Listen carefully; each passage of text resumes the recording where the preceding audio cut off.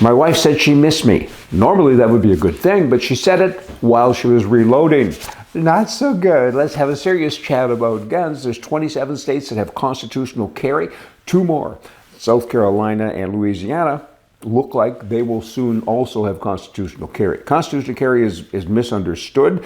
You know, activists distort the facts. They say, as soon as you have that, people will be dead everywhere. This is not true. There's no facts to support that. On the contrary, crime is reduced in places where good people are allowed to have guns, particularly without permits, because many people can't afford the time or the money to get a concealed carry permit. It's not easy, right? Well, then why should you be able to carry a gun concealed? Criminals do. Why can't you? You're legal. You pass the background check and everything else, the safety checks. Of course you should. Why do we have all of this extra red tape? And states are coming around to that finally, and it's a good thing. It's a great thing. And criminals look around and say, ooh, who has a gun? You know, it's upwards to 50 million people apparently that are now carrying a weapon, right? And I'm one of them, right? You never know who's who in the zoo. So the criminals, you got to kind of be careful. And there's over 100 examples every 90 days that are reported of law-abiding citizens using their constitutional carry and concealed carry with permits to stop a crime, often violent crimes.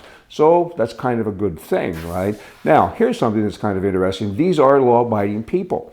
I guess they're asleep, though. I mean, everybody can walk around in a coma, and I guess law-abiding people are no exception because the Transportation Security Administration, TSA, every year they intercept guns at the airport. I can't imagine. You know, I was just going through the airport in Los Angeles the other day, and there's a sign up, like in all airports, don't forget to check your gun. So not only are you dumb, you got to be blind, too, because these are honest, law-abiding people. 95 or some odd percent of all the guns, of course, are loaded. Otherwise, it would just be a stick.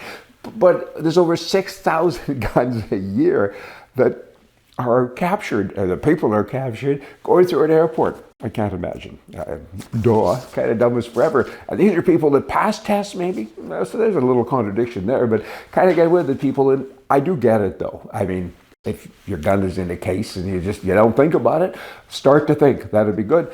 In addition to that, I carry a gun often, always on an airplane, but you check it. It's easy to do. You walk up, and I've even checked a handgun in Canada. Not a big deal. Go to WestJet, Air Canada, whatever. If you can do it there, you can do it anywhere in the world. Right? Right. And put it in a lockbox and carry on with your day. Now, on a serious, depressing topic here, but it's real stuff, and I think it needs to be talked about. Femicide is a term for killing women. Femicide. You know, females are violently killed in all countries. In Canada, as an example, last year, close to 200 women were killed. That's 1 woman every 2.5 days in Canada. Femicide in the United States accounts for the deaths of more than 5 women every day. Every day. I mean, every year, worldwide, there's an average of 66,000 women who are violently killed. That's not nice. An example of one province in Canada, this isn't death, but this is sexual assaults. Approximately 43% of all Albertans, that's almost 2 million people, have experienced sexual violence in their lifetime. In Canada, you're not allowed a gun or a weapon of any kind to defend your life. I mean, for women particularly, I just think it's so terrible.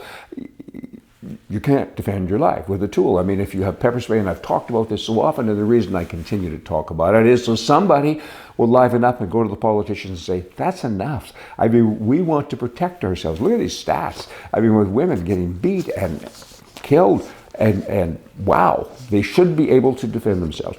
I know people in the United States where you are allowed to defend yourself. I know people who teach classes in women, they're so engaged. And a lot of guys, boomity boom boom. I mean, they don't get to do it again. There's all kinds of examples where women have actually shot the perpetrator, and that's a darn good thing.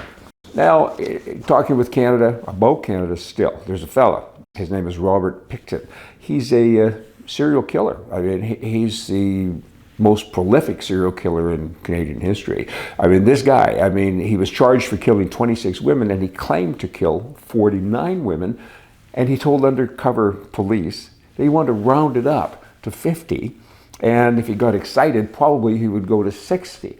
This is a bad guy. I mean, really? Wow. It's against the law for women to defend themselves, as said in Canada, and you have 49 women. But here's the rub in all of this.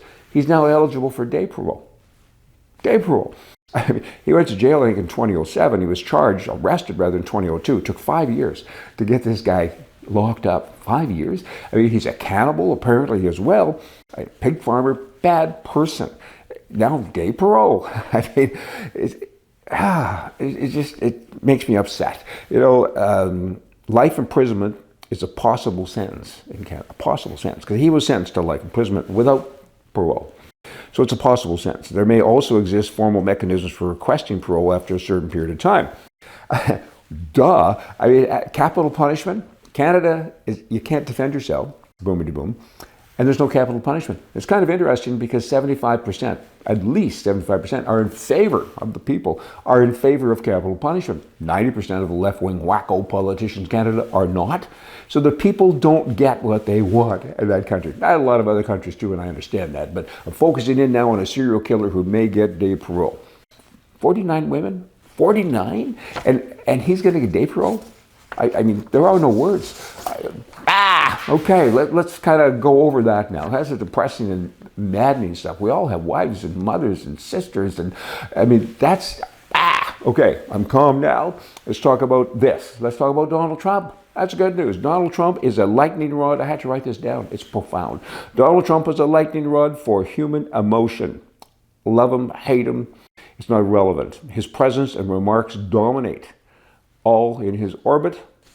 And that kind of says it. He's a lightning rod for emotion. Everybody talks about him all the time. You know, I don't like him, but I'm going to vote for him. I like his policies and so on. He's an interesting guy. Hey, you all come back, and happy day. See ya.